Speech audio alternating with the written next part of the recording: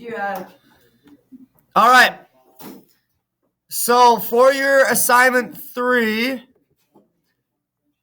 when you get there and it's blank, there we go. This is what assignment 3 is, your graphing activity.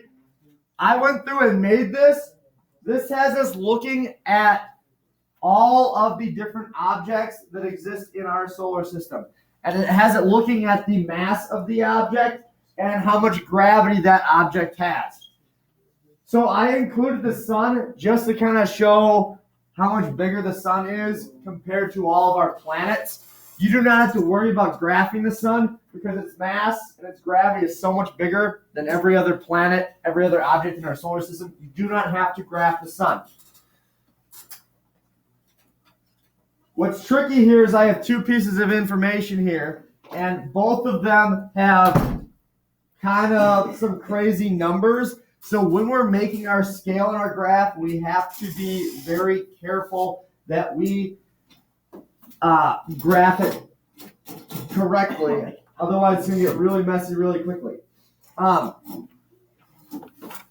So when you get to this point, I have graph paper in the front of the room. If you're not to this point yet, that's fine. There's also rulers in the front of the room. So we have this data here. What I need to do is I'm going to, like any graph, I need to set up my axis, and it's not going to let me write because it's on my Chromebook. You need to set up your axis, which, where's my drawing tool? Oh, here we go. Now I might.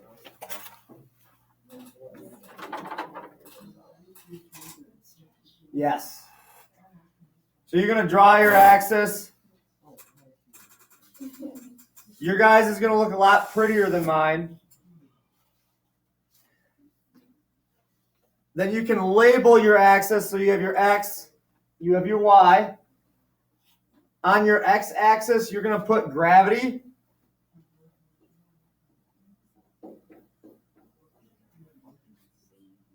And then on your Y, you're going to put mass in kilograms. Okay? So to figure out our scale, and this is the tricky part. This is the tricky part because we have some ridiculous numbers we have to deal with. If I look at my gravity here, from Mercury all the way to Neptune, what's my smallest number for gravity? 1.6, I think is my smallest. That's the moon's gravity.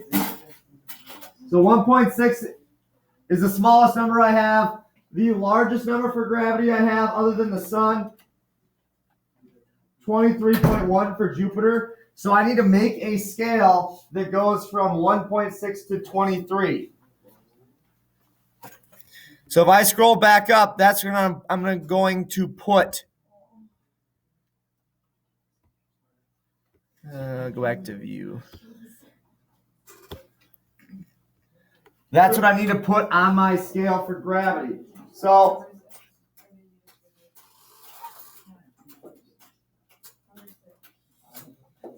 you always, we'll go black. You always need to start with 0. And in this case, since we got to go to 23, I'm going to go up by, let's go up by, what's a good number? 2s, 2, 4, 6, 8, 10, 12, 14. It's getting a little bit sloppy, but that's okay. And you go all the way out to 23. For mass, this is where it gets tricky. Mass, we have Mercury that has a mass of 0.33. We have Jupiter that has a mass of 1,898. So we need to create a scale that works for that. So have you guys ever put breaks in a graph before? What? So a break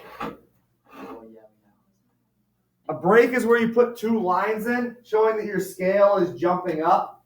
So for the first part, just because we have to start with 0.33, and then we have to go basically 0.33 to 5, or 0.073 up 0.64 up to 5.97. So we got to go 0, 1, 2, 3, 4, 5, and we'll go to 6.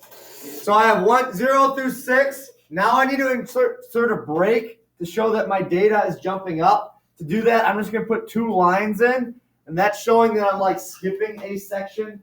I'm skipping a whole lot of numbers in this case. So I need to scroll back down, look at my data. So after 6, we go up to 86. So a big jump, 86 to 102. So then I'm going to have to go, let's go 80. We'll go 85, 90, 95, 100, 105, 110. And then I'm going to have to insert another break because we go way high again. So it's going to have, like I said, this is going to be a little bit of a messy graph, but that's fine. Once you get the scale, it's pretty much just plug the numbers in. Then we got to go all the way up to 568 to 1898. All right. So one more time. So we'll go 550. We'll go up to, let's go 6. That's too big. That's not enough. 650, 750, 850. We'll put a break in.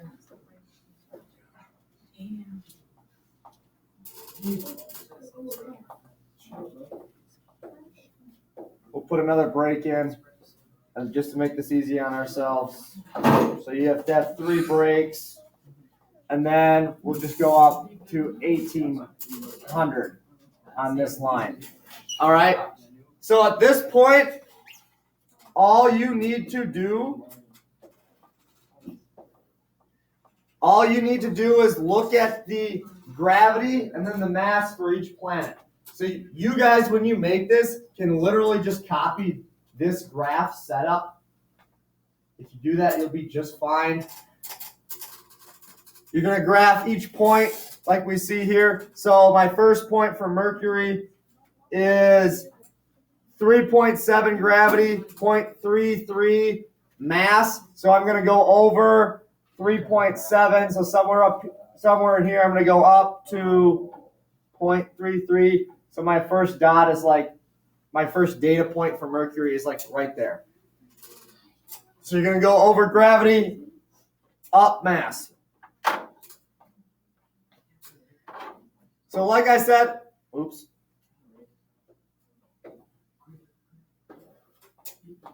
like I said before, I did record this. So I will post this online just so that you have this, so that you can look back at it when you get to this point. All right. So when you're doing this graph, do this setup here. I know it's messy. When we talk about space, the numbers are just so big sometimes, and they can be so small that we put them on one graph, we have to put these breaks in. That way we don't have to make a graph that goes all the way from 0 all the way up to 1850, just to save us a little bit of time and space. And then there are 3 questions that go along with this graph.